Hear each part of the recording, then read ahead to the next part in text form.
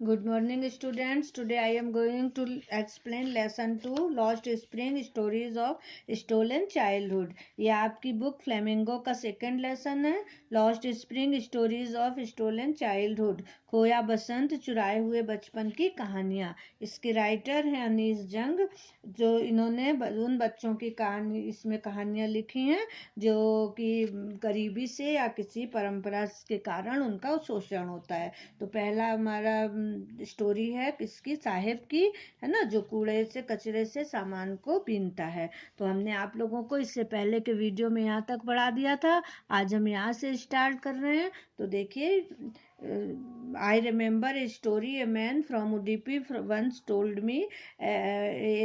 मुझे एक कहानी याद आती है जो एक बार मुझे उडीपी एक आदमी ने उडीपी से था जो उसने सुनाई थी. As a young boy, he would go to school past an old temple where his father was a priest. तो वह एक छोटा लड़का था. वह पुराने मंदिर के पीछे एक स्कूल जाता था जहाँ उसके पिता पुजारी थे. He would step briefly at the temple and pray for a pair of shoes. वह मंदिर में थोड़े समय के लिए रुकता और एक जोड़ी जूते के लिए प्रार्थना करता था. मतलब वो मंदिर जाके भगवान से प्रार्थना करता था कि भगवान हमको एक जोड़ी जूता दिला दीजिए. 30 years later, I visited his town and temple, which was now drowned in an air of डेजोलेशन. तो 30 वर्ष के बाद मैंने जब उस नगर और मंदिर की सैर की जो कि अब जो है वो वीरानी में डूब गया था. मतलब वहाँ पे बिल्कुल से एकांत हो गया था. In the backyard where lived the new priest there were red and white plastic chair. तो पीछे के जो आंगन में जो है वो एक नया पुजारी रहता था और जहाँ पे लाल और सफेद रंग की प्लास्टिक की कुर्सियाँ थीं.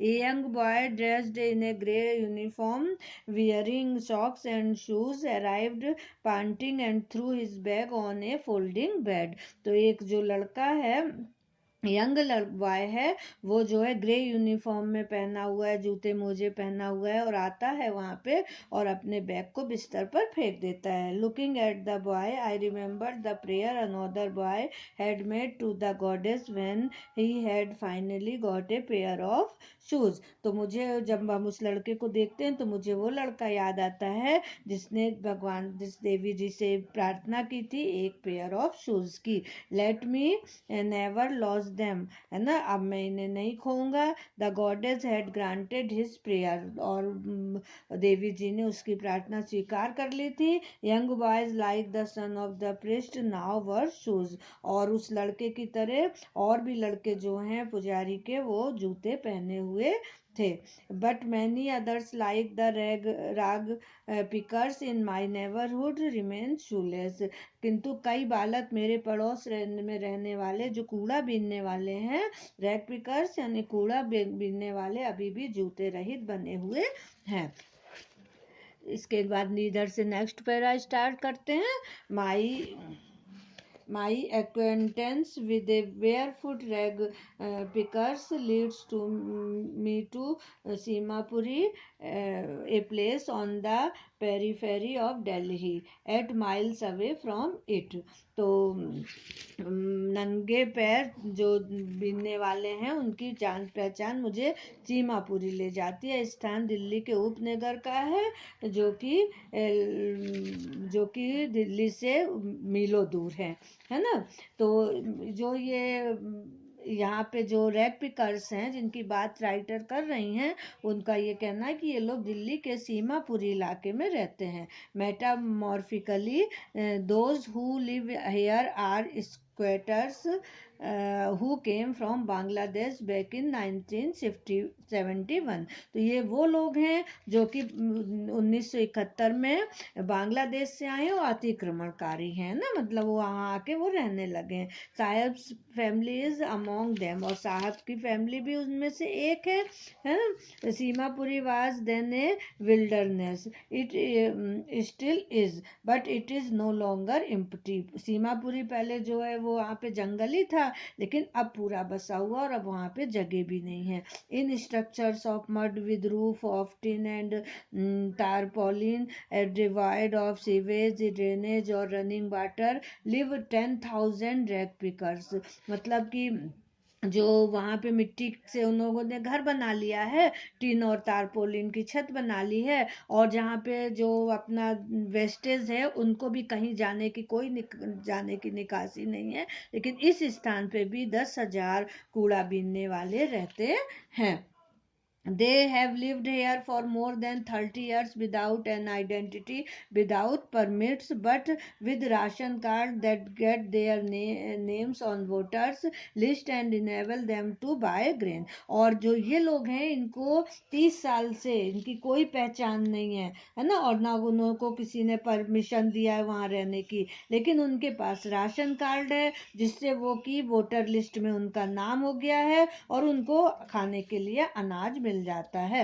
Food is more important for survival than identity. और जो अनाज है वो जीने के लिए ज़्यादा ज़रूरी है, ना कि पहचान के। If at the end of the day we can feed our families and go to bed without an aching stomach, we would rather live here than in the fields that gave us no grain, say a group of women in tattered saris when I asked them why they left their beautiful and land of green fields and rivers. तो जब वहाँ पे हमने उन औरतों से पूछा जिनकी साड़ी भी फटी हुई थी कि तुम लोग अपना अच्छा सा जमीन छोड़ के और नदी के पास के छोड़ के तुम लोग यहाँ क्यों रह रहे हो, तो उन्होंने उत्तर दिया कि if at the end of the day, यदि दिन के समाप्त होने के पश्चात हम अपने परिवार के लोगों को भोजन दे सकें और खाली पेट बिना दर्द के सो सकते हैं, तो हम यहाँ रहेंगे बजाय अपने खेतों के जो हमें कोई अनाज नहीं दे सकते।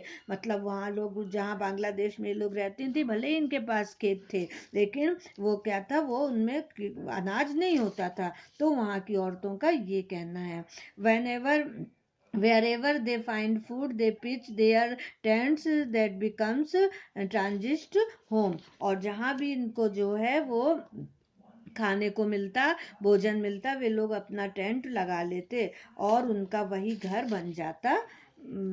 Children grow up in them becoming partners in survival, and survival in Seemapuri's means rag picking, है ना।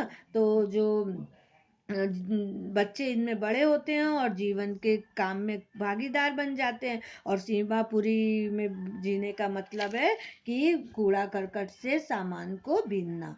Through the years it has acquired the proportion of a fine art. और अब तो जो है वो ये एक ललित कला का रूप बन गया है ना।